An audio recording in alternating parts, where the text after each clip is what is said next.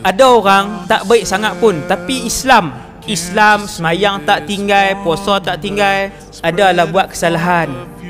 Mana makhluk tak ada buat kesalahan, tuan-tuan, termasuk yang sedang bercakap ni. Kecuali para nabi dan rasul je yang tidak berdosa.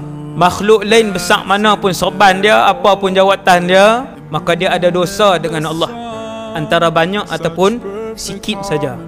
Tuan-tuan sekalian, ada orang dia mati ni kira fasik lah, tapi Islam. Dia tak pernah hina Allah, dia tak pernah hina hukum Allah, dia tak pernah tunjuk terang-terang maksiat yang dia buat macam ramai orang hari ni buat. Tak pernah dia nak tunjuk terang-terang, tak pernah.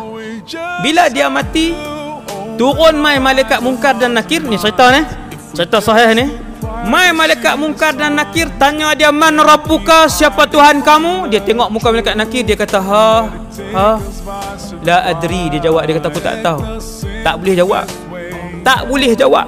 Tuan-tuan, bila satu orang tak boleh jawab, malaikat pun angkat. Bukan angkat bendera suruh berjalan, angkat hak ketuk tadi lah. Boom, nak rembah. Satu orang ni bila malaikat nak rembah dia, tiba-tiba datang satu syafaat kepada dia. Syafaat ini semua orang tahu, dia adalah satu surah dalam Al-Quran. Bilangan ayat dia 30.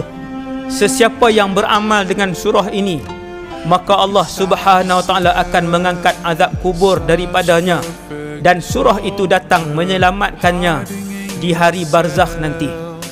Hadis ni hadis hasan.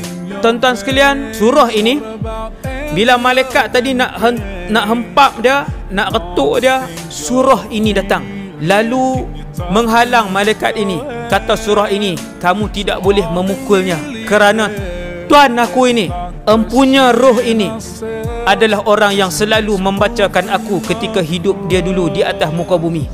Satu surah aja tuan-tuan yang Allah buat turun, fungsi dia satu aja yang paling besar lah. Fungsi dia paling besar ialah apabila siapa-siapa yang mengamalkannya, maka surah itu akan menampan dan melindungi orang tu daripada azab kubur. Surah tu mai tahan, dia kata kamu tak boleh pukul dia kerana dia membaca aku. Tuan-tuan, surah lain tak mai. Surah lain tak mai. Dia ada, setiap surah ni dia ada kelebihan masing-masing.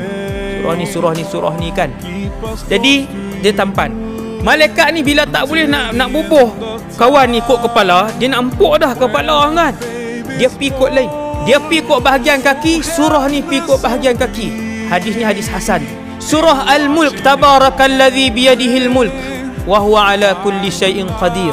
Bila malaikat ni nak hempuk tuan dia di arah kaki, malaikat ni pi arah kaki, malaikat surah ni kata kamu takkan boleh mengapa-apakan dia. Tuan. Kemudian malaikat pi arah lain, dia pi arah lain, malaikat pi arah lain, dia pi arah lain. Begitulah surah ini melindungi tuan yang selalu membacanya ketika hidup di dunia dahulu dengan izin dan arahan daripada Allah Subhanahu Wa Taala. Ramai daripada kita nak tidur pegang handphone sejam, tengok Facebook 20 minit, tengok YouTube, tengok Instagram sejam setengah. Lepas tu lah kali terlena macam tu ya kan. Buka apa nama ni, surah Al-Mulk, nak tidur buka baca, nak tidur buka baca, bukan lama pun, buka letak ikut pelan-pelan. Kawan tu baca kan, syekh apa pun, Sa'ad Ramidi ke, buka sambil ikut kita baca tiap-tiap hari. Kalau malas sangat nak baca lepas maghrib, lepas isyak, sebelum tidur buka baca, ikut bacaan tersebut. Moga kita semua mendapat rahmat daripada Allah Subhanahu Wa Taala.